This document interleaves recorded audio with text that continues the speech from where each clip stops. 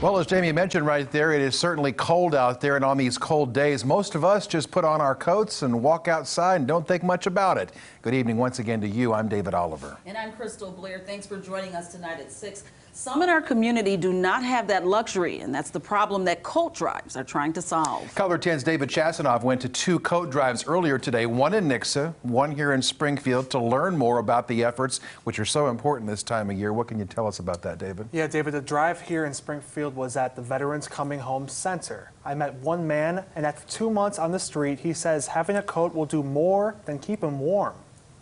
I had open heart surgery almost 2 years ago, and they really messed it up bad, okay, you know, and my heart actually beats on the outside of my body. Being out in the cold is bad for Tim Micah's health. Being out here, it's very, very easy, okay, to go from being healthy, okay, to not being healthy in a very short period of time. Micah says this coat drive couldn't have come at a better time. These coats, okay, were extremely important, okay, you know, for being able to be out in the weather, even last night. Manager Chris Rice says Micah isn't the only veteran who benefits from his coat drive. A lot of veterans do end up sleeping outside, and so a coat can be life-saving even for veterans who are homeless. Rice also says he wants the event to help save lives. Through the month of November, anybody can donate a coat, and that's Monday through Saturday, 8 to 4, and then Sunday, 12 to 4. Another coat drive in Nixa ended today. That one collected coats for kids in Christian County. It was great when we ended up with 878 coats. This is the Optimist Club's 16th drive,